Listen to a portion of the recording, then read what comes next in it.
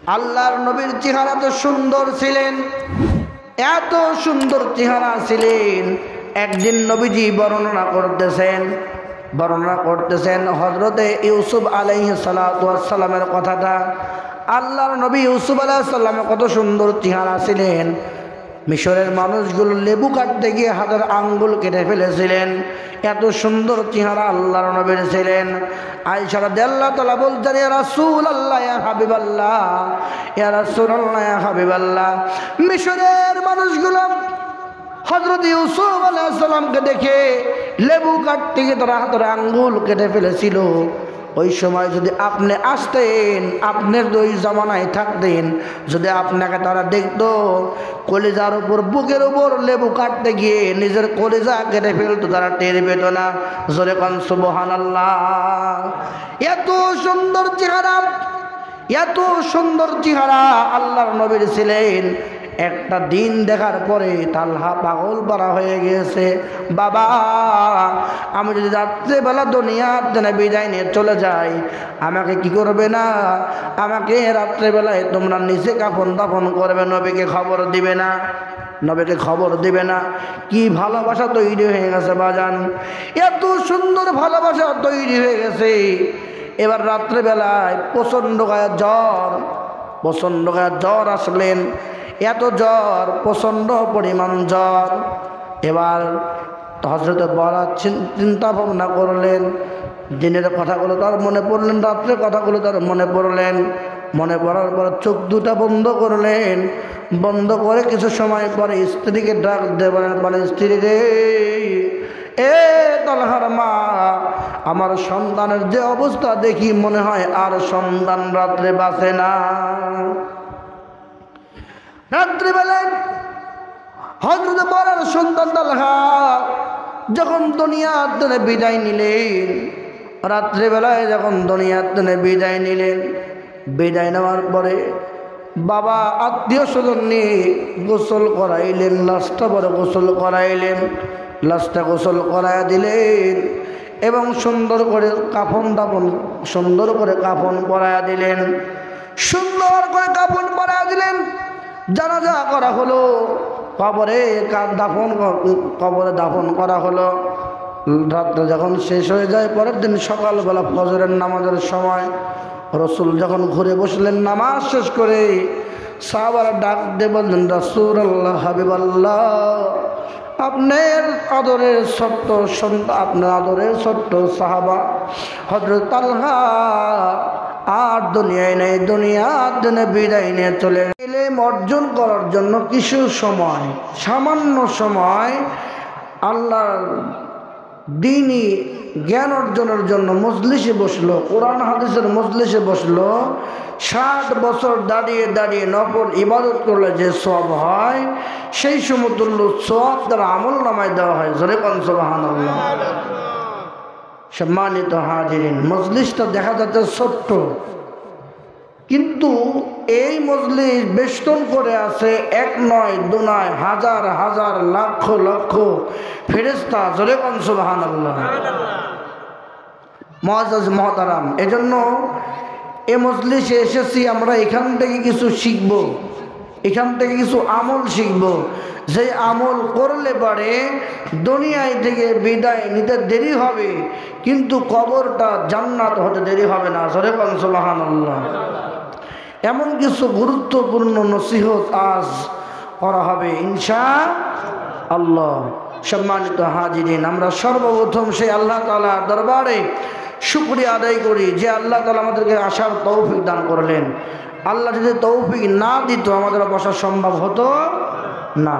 যে আল্লাহ আমাদেরকে এত সুন্দর পরিবেশ তৈরি করে দিলেন, জান্নাতি পরিবেশে জান্নাতি বিছানায় বসার সৌভাগ্য দান করলেন।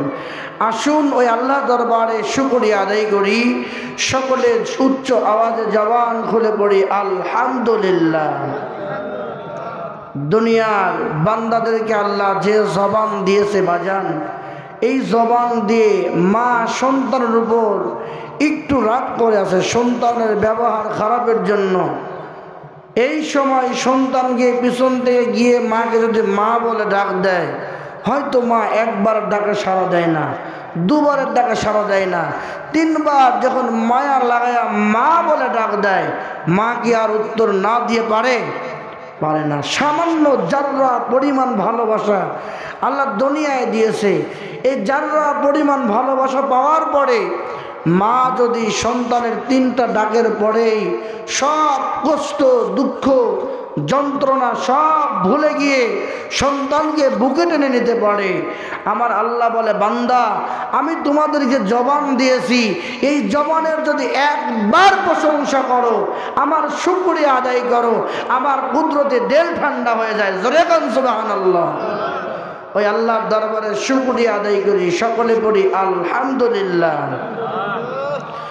লক্ষ্য করে দরুদ ও সালাম মানবতার মুক্তির দেশে আলী মুক্তির সমাজ আশরাফুল আম্বিয়া আকাই নাম তাজেদারে মাদিনা মুক্কার জ্যোতি মদিনার বাতি দুর্গুলের সাথী বিশ্বের সকল মাকলুকের সভাপতি, যেই নবীকে সৃষ্টি না করা হতো দুনিয়ার কোনো কুল কায়নাত সৃষ্টি করা হতো না, যেই নবীর ভালোবাসায় আল্লাহ সব সৃষ্টি করলেন, যেই নবীর প্রেমে পড়ে আল্লাহ দুনিয়া বানাইলেন, আসমান জমিন গ্রহ নক্ষত্র, আল্লাহ রাব্বুল আলামিন জান্নাত জাহান্নাম সব কিছু বানাইলেন যেই নবীর ভালোবাসায়। আসুন নবীজির শান মানে দরুদ আর সালাম সকলে পড়ি সাল্লাল্লাহু আলাইহি ওয়াসাল্লাম। প্রিয় মুসলমান ভাই ও বাবাজিরা, শাহপুরবাসী, আপনারা সকলে কেমন আছেন? আলহামদুলিল্লাহ। বান্দা আলহামদুলিল্লাহ, বান্দা যখন যে হালে থাকবে তখন শুকরিয়া আদায় করবে, কেননা আমার চেয়ে আপনার চেয়ে বড় অসহায় হয়ে অসুস্থ হয়ে হসপিটালের বেডে পড়ে আছে এরকম রোগী আছে না নাই? অনেক আছে। আমাকে হাঁটার তৌফিক দিচ্ছে, চলাফেরা করতে পারতেছি, কথা বলতে পারতেছি, দিনের মজলিসে বসে আছি, আমার ইচ্ছা মতো আমার যেটা ইচ্ছা সেটা করতে পারতেছি।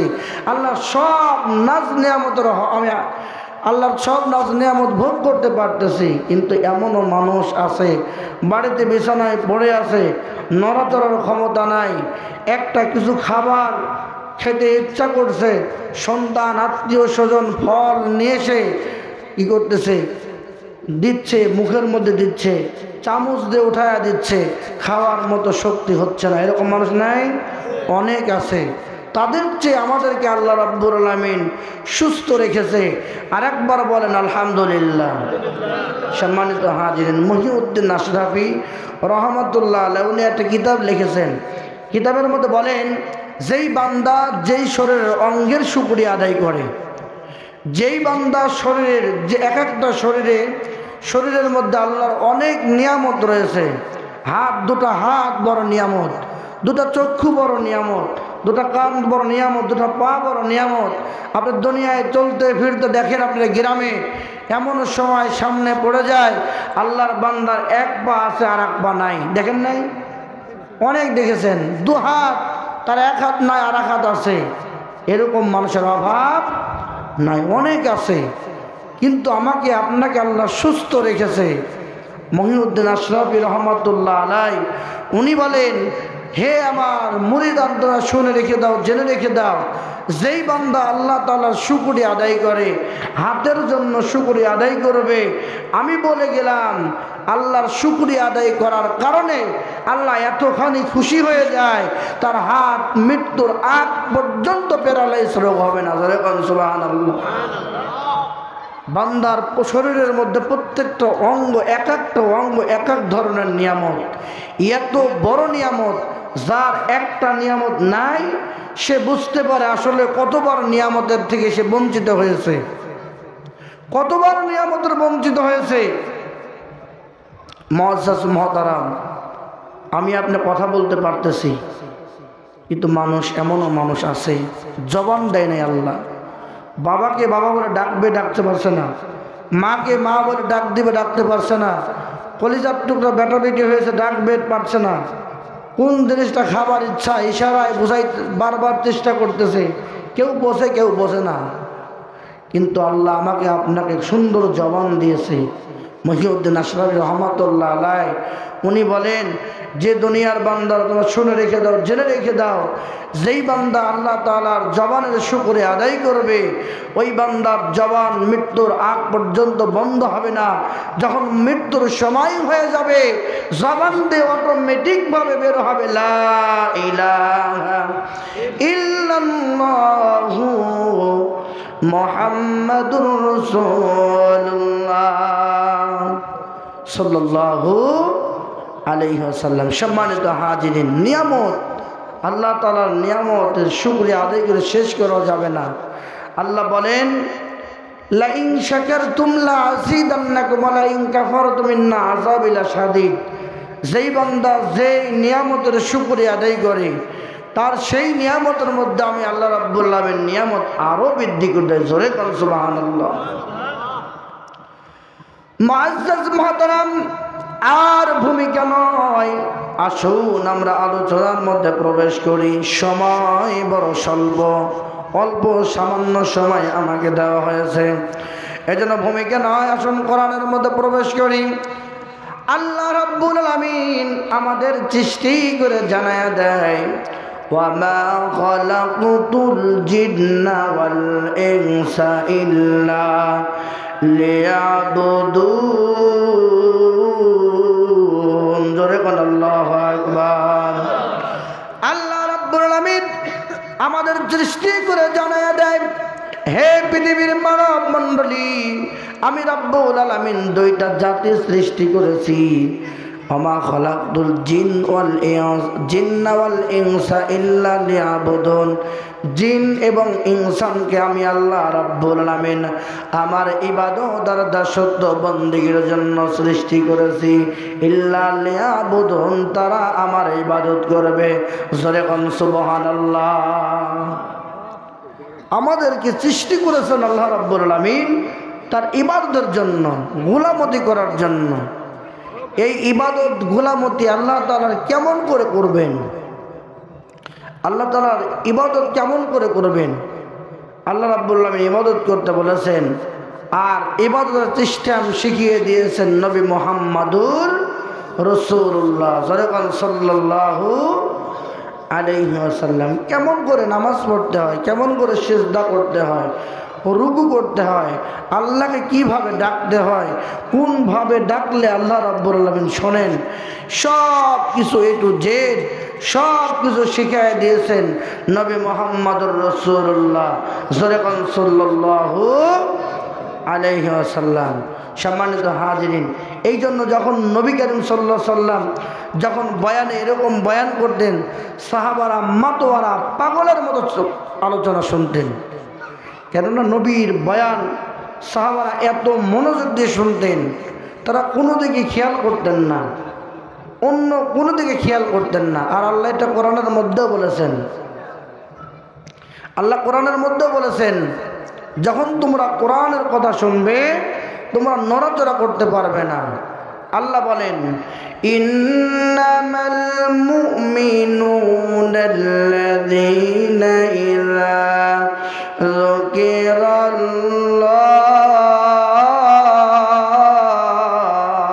জোরে বল আল্লাহু আকবার। মুমিনদের সামনে যখন জিকির করা হয়, ইন্নামাল মুমিনুনাল্লাযীনা ইযা যুকিরাল্লাহ, তাদের কলিজাটা কেঁপে ওঠে, তাদের কলিজাটা কেঁপে ওঠে। ওয়াইদা তুলিয়াত আলাইহিম আয়াতুহু, আর যখন মুমিনদের সামনে আয়াতে কারিমা তেলাওয়াত করা হয়, যখন মুমিনদের সামনে কোরআনে কারিমের আয়াত তেলাওয়াত করা হয়, যাদাতুহুম ঈমানা,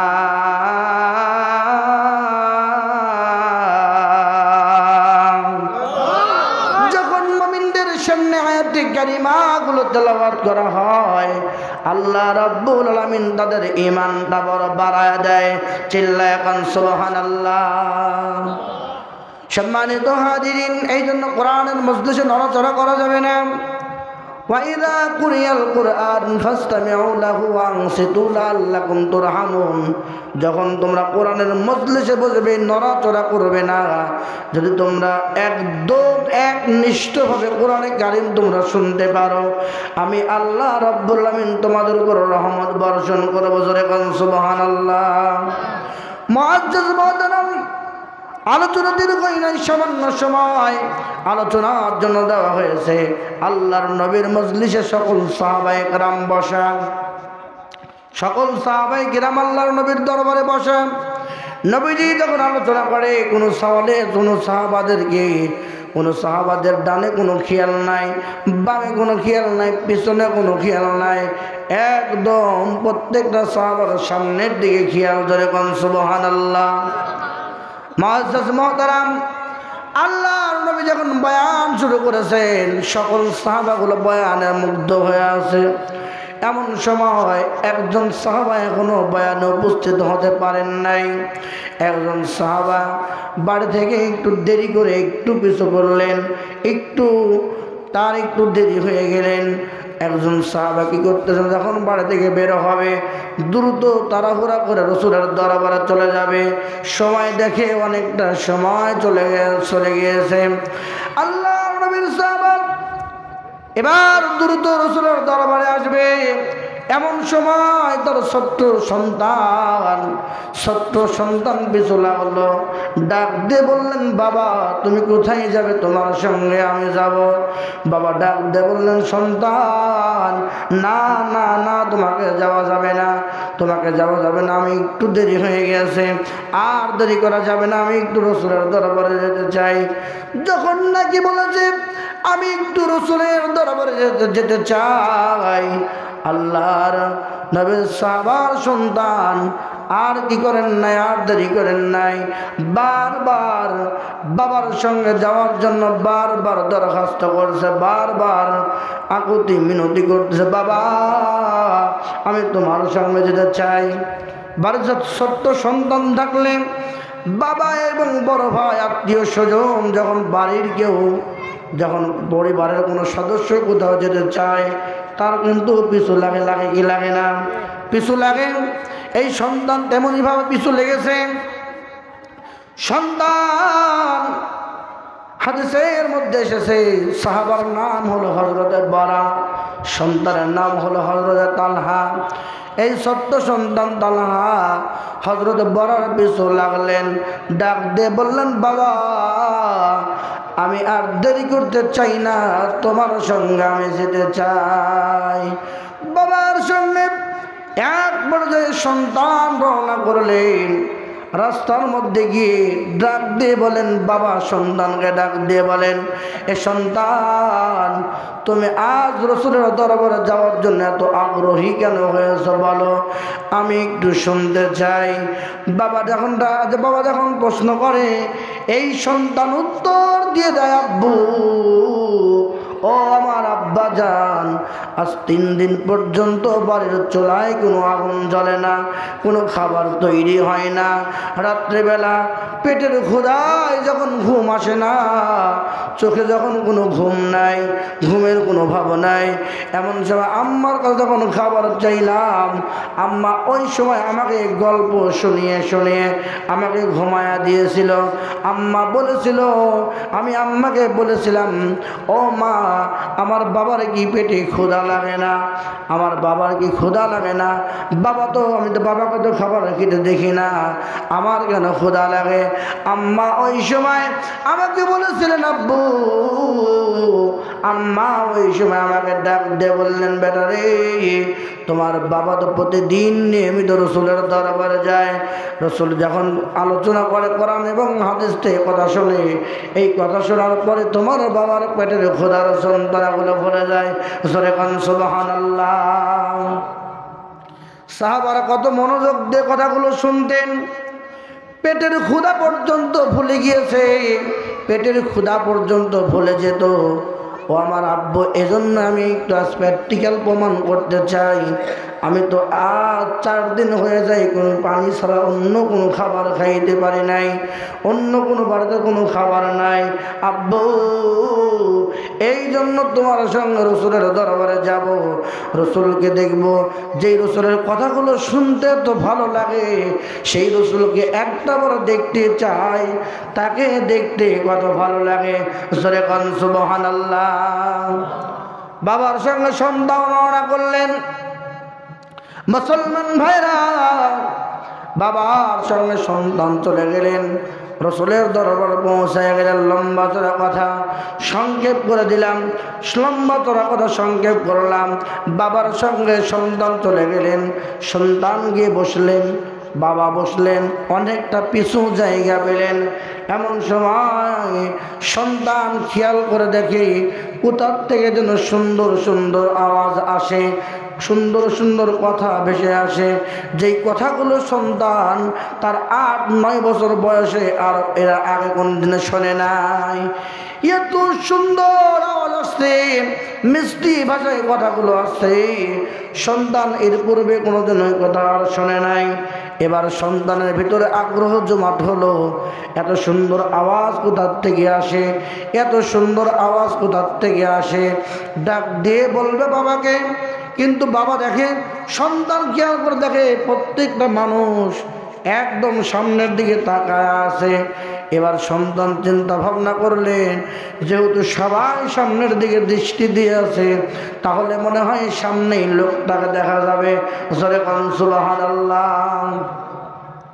ছোট্ট সন্তান বসে আছে, সকল সাহাবাগুলো বড় বড় সাহাবা, মাথাগুলো উঁচা।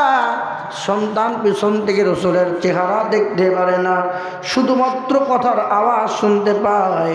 এমন সময় সন্তান অটোমেটিক বুদ্ধি চলে আসলো, দুটা হাঁটুর উপর ভর করলেন, একটু উঁচা হলেন, মাথাটা উঁচা করলেন। মাথা উঁচা করে দেখে চাঁদের মতো সুন্দর চেহারা, উজ্জ্বল তার মুখখানা। এই জবান থেকে যখন কথাগুলো আসতেছে, মিষ্টি ভাষায় কথাগুলো আসতেছে, এই মানুষটার শুধুমাত্র কথাই সুন্দর নয়, এই মানুষটার চেহারা এত সুন্দর চেহারা, পরা মুসলিম নববীটা নূরের আলোতে আলোকিত হয়ে আছে। জোরে বলেন সুবহানাল্লাহ। সম্মানিত হাজিরিন, মুসলমান ভাইরা, এই ছোট্ট সন্তান তালহা ডাক দিয়ে বললেন, ডাক দিয়ে বলতেছেন, ও আমার বাবা, ও আমার বাবা, এত সুন্দর চেহারার মানুষ। আমার মনের মধ্যে থেকে আওয়াজ চলে আসে, ভিতর থেকে অনুভূতি তৈরি হয়ে যায়, এই মানুষটাকে আমি অত্যন্ত বেশি ভালোবাসি। জোরে কোন সুবহানাল্লাহ। অত্যন্ত বেশি ভালোবাসে। বাবা সন্তানকে বসায় দেয়, সন্তান আবার হাঁটুর উপর ভর দেয়, আবার ওঠে, উঠে বলে, বাবা এই মানুষটাকে এত সুন্দর দেখা যায়, যদি কাছে যেতে পারতাম তাহলে একটু ভালো করে দেখতাম, কত সুন্দর চেহারা। এই মানুষটাকে বড্ড বেশি ভালোবাসি। জোরে কোন সুবহানাল্লাহ। মুআজ্জাজ মুহতারাম, যখন নবীজির সাহাবা ছোট্ট সন্তান বারবার কথাগুলো বলে, আল্লাহর নবীর ভিতরে, আল্লাহর নবীর কান পর্যন্ত কথাটা পৌঁছায় যায়, কান পর্যন্ত কথাটা পৌঁছে যায়। ডাক দে বলে, বড়া এই সন্তানটা কার, সে কি বলে? হযরত বড় ডাক দে বলে, রাসূলুল্লাহ, হাবিবাল্লাহ, এই সন্তানটা হলো আমার। সন্তানটা বলতেছে আপনাকে সে ভালোবাসে, আমার কাছে আসতে দাও, আমার কাছে আসতে দাও। সকল সাহাবারা দুই পাশ থেকে সরে গেলেন, মাঝখানে লম্বা রাস্তা করে দিলেন। এক দৌড় দিয়ে রসুলের দরবারে চলে গেলেন, রসুলের কাছাকাছি চলে গেলেন। আল্লাহর নবীকে ডাক দিয়ে বললেন, এ রাসূলুল্লাহ, হাবিবাল্লাহ, আমার মতো অধম যে আপনার কাছে আসতে পেরেছি, এতে আমি আল্লাহ তাআলার শুকরিয়া আদায় করি। জোরে বলি আলহামদুলিল্লাহ। ডাক দিয়ে বলতেছেন, রাসূলুল্লাহ, হাবিবাল্লাহ, আমার এত ভালো লাগতেছে, আমি আপনার কাছে আসতে পেরেছি, এজন্য আল্লাহ তাআলার প্রশংসা করতেছি। আল্লাহ রসুল বললেন, তুমি ওখানে কি করতেছিলে? আমি নবী খেয়াল করে দেখলাম তুমি পেটের উপর বারবার থাপা দিচ্ছ, আর কি যেন বলতেছ, তুমি এরকম কেন করতেছ বলো তো দেখি। এই ছোট্ট সন্তান, 8 বছর কি 9 বছর বয়সের সন্তান ডাক দিয়ে বলে, রাসূলুল্লাহ, ইয়া হাবিবাল্লাহ, আমি যখন আপনার কথাগুলো শুনতেছিলাম, আপনার আওয়াজ যখন আমার কান পর্যন্ত পৌঁছায় যায়, আমি আপনার চেহারাটা দেখার জন্য পাগল পারা হয়ে গেলাম। কোথায় আপনাকে দেখা যায়? ডান দিকে দেখা যায় না, বাম দিকে দেখা যায় না, পিছন দিকে দেখা যায় না, কোথায় কোথার থেকে আওয়াজটা আসে। যখন আমি সকল মানুষদেরকে দেখি সবাই সামনের দিকে দৃষ্টি দিয়ে আছে, আমি কি করলাম? দুটো হাঁটুর উপর ভর দিয়ে উঁচু হলাম। উঁচু হওয়ার পরে আমি আপনার যখন চেহারাখানা দেখতে পেলাম, প্রথম দৃষ্টিতে আমার হৃদয়টা বড় ঠান্ডা হয়েছে। জোরে কোন সুবহানাল্লাহ। দ্বিতীয়বার যখন দৃষ্টি দিয়েছি, ইয়া রাসূলুল্লাহ, ইয়া হাবিবাল্লাহ, দ্বিতীয়বার যখন দৃষ্টি দিয়েছি, আমার পেটের 4 দিন না খাওয়া পানি ছাড়া দ্বিতীয় কোনো বস্তু আমি খাই নাই। আমার পেটে এত ক্ষুধার যন্ত্রণা ছিল, দ্বিতীয় দৃষ্টিতে আপনাকে এক নজর দেখার পরে আমার পেটের সকল ক্ষুধার যন্ত্রণা ভুলে যায়। জোরে বলে সুবহানাল্লাহ। ইয়া রাসূলুল্লাহ, হাবিবাল্লাহ, এই জন্য পেটের উপর থাবা মারছি আর আল্লাহ তাআলার শুকরিয়া আদায় করেছি, আলহামদুলিল্লাহ। আমি আবার পেটের উপর আঘাত করেছি, থাবা মারছি, বলছে আলহামদুলিল্লাহ। আবার পেটের উপর থাবা মারছি, বলছি আলহামদুলিল্লাহ। আমি আল্লাহ তাআলার প্রশংসা করেছি, আমার ক্ষুধার যন্ত্রণা সব ভুলে গিয়েছি। জোরে কোন সুবহানাল্লাহ। ইয়া রাসূলুল্লাহ, হাবিবাল্লাহ, আমি সিদ্ধান্ত গ্রহণ করেছি, আপনাকে দেখতে এত সুন্দর, মজার দেখতে আপনাকে, এত সুন্দর দেখতে আপনাকে, এবং এত সুন্দর চেহারা, এত সুন্দর আওয়াজ, এত মিষ্টি আপনাকে দেখতে আওয়াজ। ইয়া রাসূলুল্লাহ, হাবিবাল্লাহ, আমি এই মুহূর্তে সিদ্ধান্ত নিয়েছি আপনাকে আমার নিজের জীবনের চেয়ে বেশি ভালোবাসি। জোরে কোন সুবহানাল্লাহ। আল্লাহর রাসূল হাদিসের মধ্যে তাই বলেন, عن أنس بن مالك رضي الله تعالى عنه قال رسول الله صلى الله عليه وسلم لا يؤمن أحدكم حتى أكون أحب إليه من والده وولده والناس أجمعين رواه الترمذي। আল্লাহ রাসূল হাদিসের মধ্যে বলেন, যতক্ষণ পর্যন্ত তোমরা আমি নবীকে নিজের জীবনের চেয়ে বেশি ভালোবাসতে পারবে না, ততক্ষণ পর্যন্ত তুমি মুমিন হতে পারবে না। এই সত্য সন্তান ডাক দিয়ে বলেন, ইয়া রাসূলুল্লাহ, ইয়া হাবিবাল্লাহ, হুজুর, আমি সিদ্ধান্ত নিয়েছি আমার নিজের জীবনের চেয়ে আপনাকে বেশি ভালোবাসি। এ তালহা, ওই যে পাশে দাঁড়ায় আছে, ওটা তোমার কে হয়? ওটা আমার আব্বু হয়। তোমার আব্বুর চেয়ে কি আমি রসুলকে বেশি ভালোবাসো? এ রাসূলুল্লাহ, হাবিবাল্লাহ, আমার বাবার চেয়ে আপনাকে বেশি ভালোবাসি।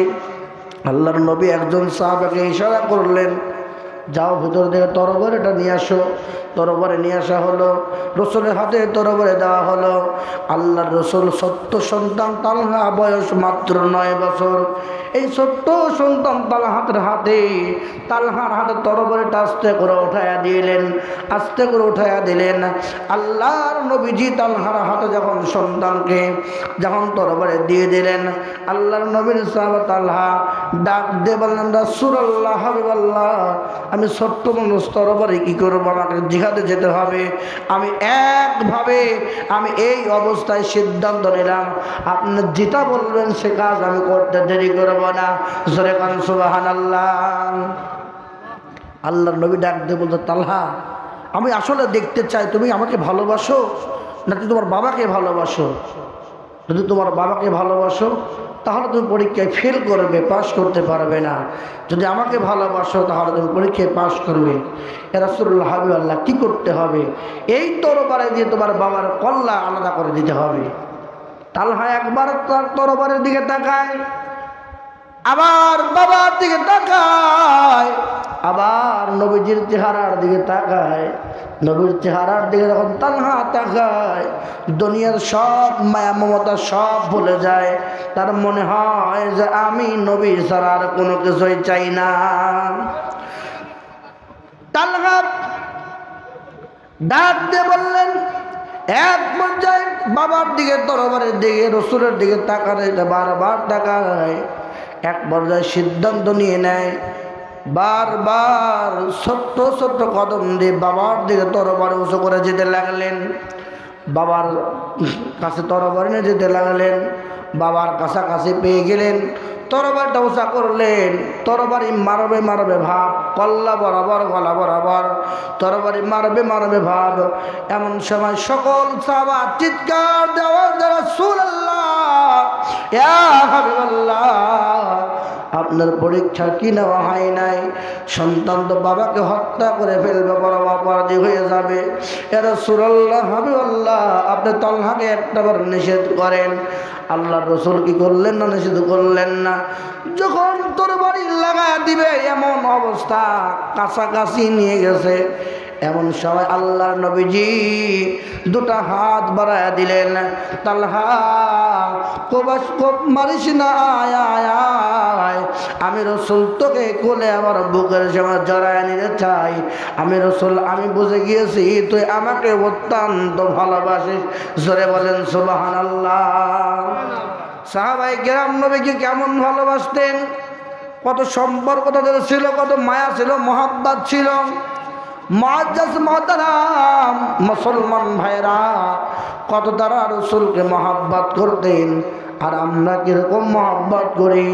রাসূলকে আমরা মহব্বত, কেমন মহব্বত করি? মুখে দাঁড়িয়ে রাখতে পারলাম না, মাথায় টুপি লাগাইতে পারলাম না, শুধুমাত্র যখন খাবার খাই লাস্টে গিয়ে বলি মিষ্টি খাওয়ার সুন্নাত, ঠিক কিনা? শুধুমাত্র এই সুন্নাত নিয়ে পড়ে আসি, আর বাকি সুন্নাতগুলোর খবর নাই।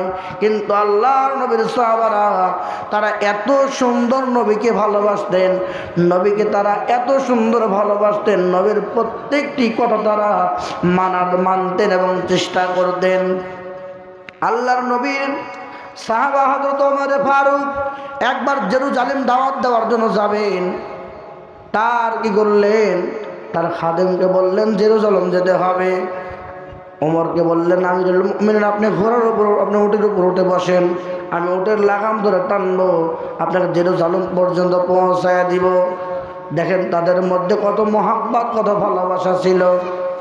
জেরুজালেম যাওয়ার সময় ওমর ফারুক কিছু সময় পরে দেখে তার খাদেম গাটা বড় ঘামায় গিয়েছে, তার গাটা ঘেমে গেছে, হাঁপসায় গেছে, কপাল চুয়ে চুয়ে পানি পড়ছে, ঘাম গলে করে করে পড়ে। এই ওমর ফারুক তার খাদেমকে ডাক দিয়ে বললেন, দাঁড়াও, দাঁড়ায় যাও, উট কি করো, লাগাম টেনে ধরো, থামায় দাও। থামায় দেওয়ার পরে এবার ওমর ফারুক উটের থেকে একদম পৃষ্ঠের থেকে লাফ দিয়ে নিচে নামলেন। ডাক দিয়ে বললেন, তুমি এবার উপরে ওঠো, তুমি এবার একটু বিশ্রাম করো, আমি ওমর একটু তোমাকে টেনে নিয়ে যাই। যেরকম সুবহানাল্লাহ। কত সুন্দর তাদের মধ্যে ছিলেন, কত মহব্বত ছিলেন, ভালোবাসা ছিলেন, নবীর সুন্নাত কতটা ছিলেন। খাদেমকে উটের উপর বসে আমিরুল মুমিনিন, অর্ধজাহানের খলিফা, অর্ধজাহানের বাদশাহ, সে খাদেমকে উটের উপর বসে উটের লাগাম ধরে টানতেছে। কিছু সময় পর আবার খাদেম নামে, আবার ওমর ফারুক উপরে ওঠে। এরকম অবস্থা করতে করতে জেরুজালেম পর্যন্ত পৌঁছায় গিয়েছিলেন। যেরকম সুবহানাল্লাহ। রাসূলের সুন্নাতের মধ্যে কত মজা। আল্লাহর নবীর সাহাবা হযরত তালহা ডাক দিয়ে বলতেছেন, রাসূলুল্লাহ হাবিবাল্লাহ, ইয়া রাসূলুল্লাহ ইয়া হাবিবাল্লাহ, আমি আপনাকে আসলে অত্যন্ত ভালোবাসি। জোরে বলে সুবহানাল্লাহ। অত্যন্ত বেশি ভালোবাসি। ইয়া রাসূলুল্লাহ ইয়া হাবিবাল্লাহ, আমি অত্যন্ত বেশি ভালোবাসি। এত বেশি ভালোবাসি, আমি যখন দুনিয়া ছেড়ে চলে যাব, আমি যখন দুনিয়া ছেড়ে চলে যাব, আমাকে আপনি গোসল করা দিবেন, আমার লাশটা আপনি গোসল করা দেবেন। লিল্লাহে তাকবীর, নারে তাকবীর, ইয়া রাসূলুল্লাহ, ইয়া হাবিবাল্লাহ। আমি যখন দুনিয়া ছেড়ে চলে যাব, আমার লাশটা আপনি নিজ হাতে গোসল করা দিবেন, নিজ হাতে গোসল করা দিবেন।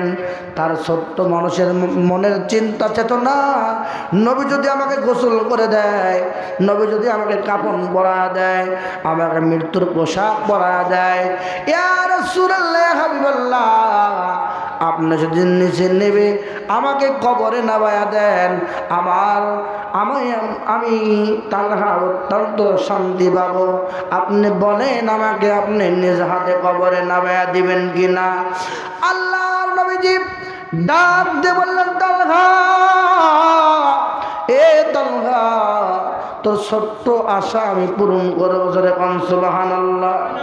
তালহাকে বাড়িতে নিয়ে গেলেন, নিয়ে যাওয়ার পর এবার তালহার আম্মাকে ডাক দিয়ে বললেন, স্বামী ডাক দিয়ে বললেন, বিবি রে, সন্তান মনে হয় আর বেশি দিন বাঁচবে না। এই ঘটনা আল্লাহর নবীকে এই বর্ণনাগুলো দিলেন, সব খুলে বললেন মনে হয় সন্তান আর বেশি দিন বাঁচবে না। এই তালহা এবার ডাক দিয়ে বাবা এবং মাকে ডাক দিয়ে বলেন, বাবা, আমি তো রসুলকে বলে আসলাম, আমি যখন দুনিয়া ছেড়ে চলে যাব, রসুল যেন আমার লাশটা গোসল করা দেয়, রসুল যেন আমাকে কি করে দেয়, রসুল যেন আমাকে গোসল করা দেয়, কাপড় পরিয়ে দেয়, জানাজা পরিয়ে দেয়, এবং নিজে যেন আমাকে কবরে নেবে, আমাকে সুন্দর করে কবরে শোয়া দেয়। জোরে কোন সুবহানাল্লাহ। ও আমার আব্বাজান, আমি তো রসুলকে বলেছি ঠিক আছে, কিন্তু আমি যদি রাত্রে বেলায় দুনিয়া থেকে বিদায় নিয়ে চলে যাই, আমার নবীকে আপনি কষ্ট, আপনার নবীকে আপনি খবর দিবেন না, খোঁজ দিবেন না, সংবাদ দিবেন না। কেননা আমার নবী যদি আমাকে দাফন করার জন্য, গোসল করানোর জন্য, আমাকে কাফন পরানোর জন্য, জানাজা করানোর জন্য, কবরে নামায়া দেওয়ার জন্য আমার নবী যদি রাত্রেবেলা ছুটে চলে আসে, আমার নবী যদি রাত্রেবেলা ছুটে চলে আসে, আমার বাবা, আমার বাড়ি আর নবীর বাড়ি অনেক মাঝখানে ফাঁকা জায়গা, কাফের বেদিনগুলো রাত্রে নবীকে একা পেয়ে তারা নবীকে দুনিয়াতে বিদায় করে দিবে। আমি তালহার জন্য নবী দুনিয়ার জন্য চলে যাবে, কিয়ামতের দিন আল্লাহর কণ্ঠে দাঁড়িয়ে আমি আল্লাহকে কৈফিয়ত দিতে পারবো না। এ আমার বাবা, আমি যদি রাত্রে বেলা দুনিয়ার জন্য বিদায় নিয়ে চলে যাই, আমি যদি রাত্রেবেলা দুনিয়ার জন্য বিদায় নিয়ে চলে যাই, তাহলে তুমি তাকে খবর দিবে না।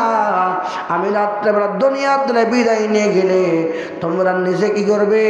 তোমরা কয়েকজন লেগে আমাকে গোসল করা দিবে, আমাকে কি কাফন পরা দিবে, জানাজা করবে, এবং কবরে নামায় আমাকে লাশটা ছাপিয়ে চলে আসবে। আমার নবীকে তোমরা খবর দিবে না। জোরে কোন সুবহানাল্লাহ। কি ভালোবাসা, কি মোহাব্বত! একটা নজর দেখার জন্য, একটা নজর দেখার পরে, একটা নজর দেখার পর নবীকে কেমন ভালোবাসা বেসেছেন, কি ভালোবাসা পেয়েছেন, কি ভালোবাসা দিচ্ছেন, কত সুন্দর তার চেহারা। হযরত আয়েশাতুল হুমায়রা হইতে হাদিস খানা বর্ণিত। আয়েশা বলেন, রাসূল সাল্লাল্লাহু আলাইহি ওয়াসাল্লাম বলেছেন, যেই ব্যক্তি নবীকে একটা বার দেখবে তার উপর জাহান্নামের আগুন হারাম হয়ে যাবে। জোরে কোন সুবহানাল্লাহ। এত সুন্দর চেহারা নবীজির, কেউ দেখলে পাগল করা হয়ে যেত। আবু জেহেল, উতবা, সাইবা সবাই রসুলের এক সময় তারা বদনাম করতেন, পাগল বলে আখ্যায়িত করতেন, পাগল বলে প্রচার করতেন, ঠিক করেন, পাগল বলে আখ্যায়িত করতেন, সবাই পাগল বলতেন। আল্লাহর নবীকে সবাই পাগল বলতেন। তোমরা পাগলের কাছে কেউ যেও না, তোমরা পাগলের কাছে কেউ যেও না, তোমরা পাগলের কাছে কেউ যেও না।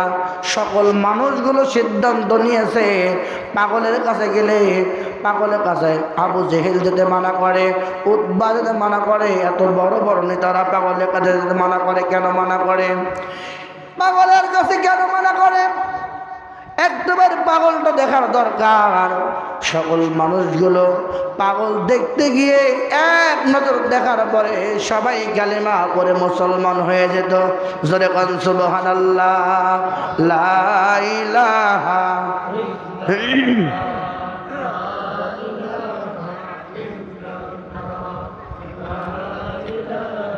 লা ইলাহা লা ইলাহা লা ইলাহা লা ইলাহা ইল্লাল্লাহ লা ইলাহা ইল্লাল্লাহু মুহাম্মাদুর রাসূলুল্লাহ। সকলে বলেন সাল্লাল্লাহু আলাইহি ওয়াসাল্লাম। আল্লাহর নবীর চেহারা তো সুন্দর ছিলেন, এত সুন্দর চেহারা ছিলেন। একদিন নবীজি বর্ণনা করতেছেন হযরতে ইউসুফ আলাইহিস সালাতু ওয়াস সালামের কথাটা। আল্লাহর নবী ইউসুফ আলাইহিস সালামের কত সুন্দর চেহারা ছিলেন। মিশরের মানুষগুলো লেবু কাটতে গিয়ে হাতের আঙ্গুল কেটে ফেলেছিলেন, এত সুন্দর চেহারা আল্লাহর নবীর ছিলেন। আয়েশা রাদিয়াল্লাহু তাআলা বলতেন, ইয়া রাসূলুল্লাহ, ইয়া হাবিবাল্লাহ, ইয়া রাসূলুল্লাহ, ইয়া হাবিবাল্লাহ। মিশরের মানুষগুলো হযরত ইউসুফ আলাইহিস সালামকে দেখে লেবু কাটতে গিয়ে তারা হাতের আঙ্গুল কেটে ফেলেছিল। ওই সময় যদি আপনি আসতেন, আপনার ওই জামানায় থাকতেন, যদি আপনাকে তারা দেখতো কলিজার উপর, বুকের উপর লেবু কাটতে গিয়ে নিজের কলিজা কেটে ফেলতো, তারা টের পেত না। জোরে কোন সুবহানাল্লাহ। এত সুন্দর চেহারা, এত সুন্দর চেহারা আল্লাহর নবীর ছিলেন। একটা দিন দেখার পরে তালহা পাগল পারা হয়ে গিয়েছে। বাবা, আমি যদি রাত্রেবেলা দুনিয়ার জন্য বিদায় নিয়ে চলে যাই, আমাকে কি করবে না? আমাকে রাত্রেবেলায় তোমরা নিচে কাফন দাফন করবে, নবীকে খবর দিবে না, নবীকে খবর দিবে না। কি ভালোবাসা তৈরি হয়ে গেছে বাজান, এত সুন্দর ভালোবাসা তৈরি হয়ে গেছে। এবার রাত্রেবেলায় প্রচণ্ড গায়ে জ্বর আসলেন। এত জ্বর, প্রচণ্ড পরিমাণ জ্বর। এবার হযরত বরাত চিন্তা ভাবনা করলেন, দিনের কথাগুলো তার মনে পড়লেন, রাত্রের কথাগুলো তার মনে পড়লেন। মনে পড়ার পর চোখ দুটা বন্ধ করলেন। বন্ধ করে কিছু সময় পরে স্ত্রীকে ডাক দেবেন, বলে, স্ত্রী রে, এ তালহার মা, আমার সন্তানের যে অবস্থা দেখি মনে হয় আর সন্তান রাত্রে বাঁচে না। রাত্রিবেলায় হযরত বড়ার সন্তান তালহা যখন দুনিয়ার থেকে বিদায় নিলেন, রাত্রিবেলায় যখন দুনিয়ার থেকে বিদায় নিলেন, বিদায় নেওয়ার পরে বাবা আত্মীয় স্বজন নিয়ে গোসল করাইলেন, লাশটা বড় গোসল করাইলেন, লাশটা গোসল করাইয়া দিলেন এবং সুন্দর করে কাফন পরাইয়া দিলেন, সুন্দর করে কাফন পরাইয়া দিলেন। জানাজা করা হলো, কবরে দাফন করা হলো। রাত্রে যখন শেষ হয়ে যায়, পরের দিন সকালবেলা ফজরের নামাজের সময় রসুল যখন ঘুরে বসলেন নামাজ শেষ করে, সাহাবারা ডাক দিয়ে বললেন, রাসূলুল্লাহ, হাবিবাল্লাহ, আপনার আদরের ছোট্ট সাহাবা হযরত তালহা আর দুনিয়ায় নেই, দুনিয়ার জন্য বিদায় নিয়ে চলে গেছে। আল্লাহর নবী শোনার সঙ্গে সঙ্গে দু চোখ দিয়ে পানিগুলো বেয়ে বেয়ে পড়তে লাগলো। সাহাবারা, এখনো তোমরা বসে আছো কেন? চলো, দ্রুত চলো, আমি রসুলটাকে নিজ হাতে গোসল করা দিব, আমি রসুলটাকে নিজ হাতে গোসল করা দিব, আমি রসুলটাকে নিজ হাতে কাফন পরা দিব। তোমরা ওঠো না কেন? তোমরা দ্রুত ওঠো, ও আমার সাহাবারা, তোমরা দ্রুত ওঠো, আমি রসুলটাকে নিজে জানাজা করব, নিজে তাকে কবরের মধ্যে নামায়া দে। দুটি হাত তুললে আল্লাহর কাছে বলবো, আল্লাহ,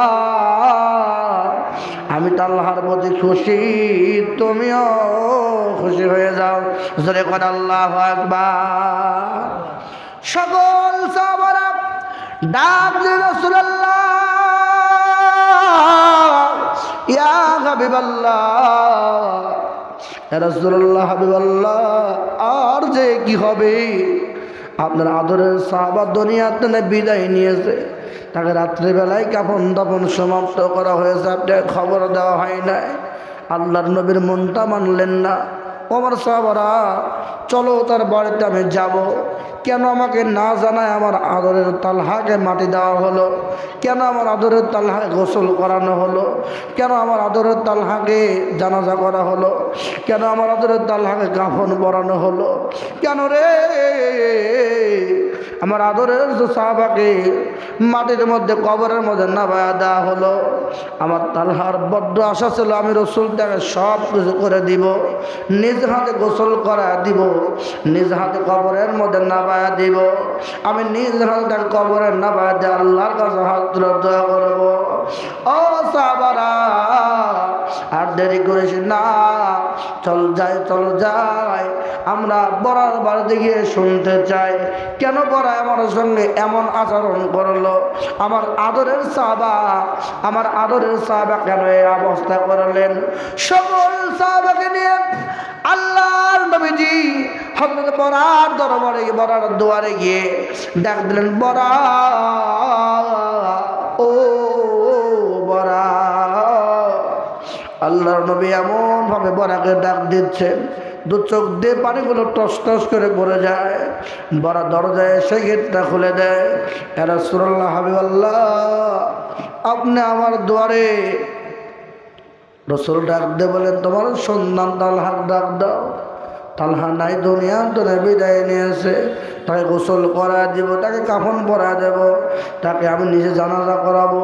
ইয়া রাসূলুল্লাহ হাবিবাল্লাহ আমার বড় আপনাকে, আমার সন্তান তালহা এই ছোট্ট মানুষ আপনাকে এত ভালোবাসে আমি বড় জানতাম না। কি হয়েছে বল, কি হয়েছে বল? ইয়া রাসূলুল্লাহ হাবিবাল্লাহ আমার সন্তান রাত্রেবেলায় এসে ওসিয়াত করেছে, ও বাবা আমি যদি রাত্রেবেলায় দুনিয়ার থেকে বিদায় নিয়ে চলে যাই রসুলকে জানাবে না, তোমরা নিজেরা আমাকে গোসল করাবে, কাফন পরাবে, নিজেরা আমাকে জানাজা করে কবরের মধ্যে শাহিদ করে দিবে। আমার রসুল আমার কথা শোনার পরে ছুটে চলে আসবে, রাস্তায় কাফের বেদিনরা আমার রসুলকে দুনিয়াতে সরিয়ে দিবে, আঘাত করে পাথর মারবে। আমি তালহা সহ্য করতে পারবো না। কিয়ামতের দিন আল্লাহর কাঠগড়ায় দাঁড়িয়ে আমি উত্তর দিতে পারবো না। জোরে কান সুবহানাল্লাহ। ইয়া রাসূলুল্লাহ হাবিবাল্লাহ আমার সন্তান যখন রাত্রে বেলা দুনিয়া ছেড়ে চলে যায়, এই জন্য আমার সন্তানকে আমরা নিজেরাই গোসল করা দিয়েছি, নিজেরা গোসল করা দিয়েছি, আমার সন্তানকে নিজেরাই কাফন পরিয়ে দিয়েছি, নিজেরা জানাজা করেছি, কবরে নামায়া দিয়েছি। আল্লাহর নবী বললেন, ঠিক আছে তোমার সন্তানের কোথায় কবর দিয়েছো? এখন অনেকেই বলে কবর জিয়ারত নাই, দোয়া নাই, এটা নাই সেটা নাই, জালসা নাই। আল্লাহর নবীজি নিজে বললেন, কোথায় তোমার সন্তানকে কবর দিয়েছো? একটাবার আমাকে দেখা দাও কোথায় কবর দিয়েছো। আল্লাহর নবী নিজে সাহাবাদের নিয়ে কবরের পাশে গিয়ে বসলেন, বসে বারবার নবী চোখের পানি ফেলতে লাগলেন। সাহাবারা টেনে তুললেন, নবীজি খাড়া হয়ে সকল সাহাবাকে দুটি হাত তুলল, আল্লাহকে ডাক দিয়ে বলে, আল্লাহ আমি তালহার প্রতি খুশি, তুমিও খুশি হয়ে যাও। জোরে কান সুবহানাল্লাহ।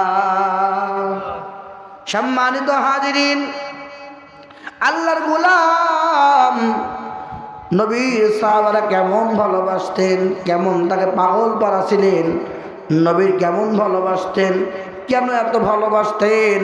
আল্লাহ কোরআনের মধ্যে নিজে বলেছেন, কুল ইন কুনতুম তুহিব্বুনাল্লাহ,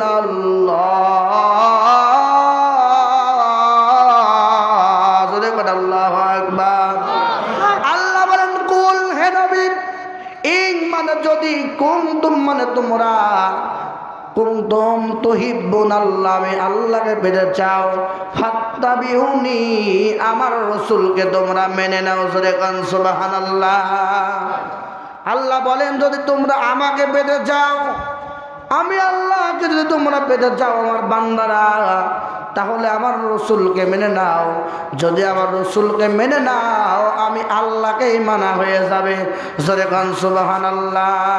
ওয়ায়াগফির লাকুম যুনুবাকুম ওয়াল্লাহু গফুরুর রহিম।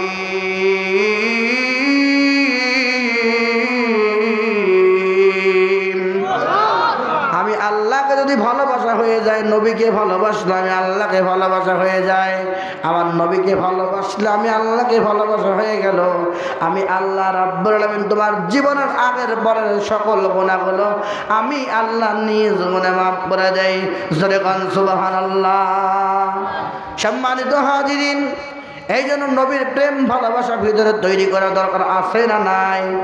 আপনি নবীর প্রেম ভালোবাসা ভিতরে একটা বার তৈরি করেন, একটা বার ভিতরে প্রেম ভালোবাসা তৈরি করেন, তারপরে আপনি নামাজে দাঁড়ান, দেখেন আপনার এই নামাজ আর সেই নামাজ রাত দিন তফাৎ হয়ে যাবে। এই জন্য নবীকে ভালোবাসতে হবে, নবীকে ভালোবাসতে হবে, অত্যন্ত মনে প্রাণে ভালোবাসতে হবে। রসুল কোনভাবে আমাকে চলতে বলেছেন, কিভাবে চলতে বলেছেন, সব কিছু আপনাকে দেখে চলতে হবে, ইবাদত করতে হবে। আপনি যখন নবীকে ভালোবাসবেন, নবীকে অনুসরণ করবেন, অনুকরণ করবেন, আপনি নামাজের মুসল্লায় যখন দাঁড়িয়ে যাবেন, নামাজে দাঁড়ানোর পরে দেখবেন আপনার পূর্বের নামাজ আর সেই নামাজ রাত দিন তফাৎ। এত সুন্দর নামাজ। মুআজ্জাজ মুহতারাম ভাইরাম, যুবক ভাইরাম, পর্দার অন্তরের মা বোনেরা, ও বৃদ্ধা বাবাজিরা, বৃদ্ধ বাবাজিরা, এখন বর্তমান সময় আমরা ওয়াজ শুনতে যাই, শুধুমাত্র হাস রহস্য ইয়ার কি ঠাট্টা। আমাদের ওয়াজ শুনতে যাই, একজন হাসতে হাসতে আর একজনের গায়ের উপর ঢলে পড়তেছি। একজন ওয়াজ শুনতে শুনতে আর একজন মাতাল হয়ে যাচ্ছে, অন্যরকম ভাব চলে আসতেছে। এরকম ওয়াজের অবস্থা হয়েছে। আমাদেরকে আমলের জিন্দিগি পয়দা করতে হবে, আমলের জিন্দিগি তৈরি করতে হবে। আমলের জিন্দিগি আপনি কেমন করে তৈরি করবেন? আপনি রসুলকে সর্বপ্রথম রসুলকে আপনি ভালোবাসেন, মনে প্রাণে বিশ্বাস নিয়ে আসেন। নবীকে ভালোবাসতে হবে, নবীকে দেখে আপনার জীবন চালাইতে হবে। নবী কোনভাবে চলতে বলেছেন সেইভাবে চলতে হবে। সেইভাবে যদি আপনি চলতে পারেন তাহলে আপনি নবীর সুন্নাত মানলেই পারে আপনার নাজাতের ফায়সালা হয়ে যাবে। জোরে কান সুবহানাল্লাহ। কালিমা লা ইলাহা লা ইলাহা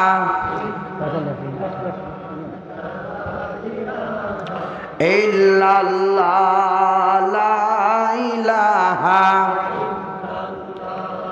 লা ইলাহা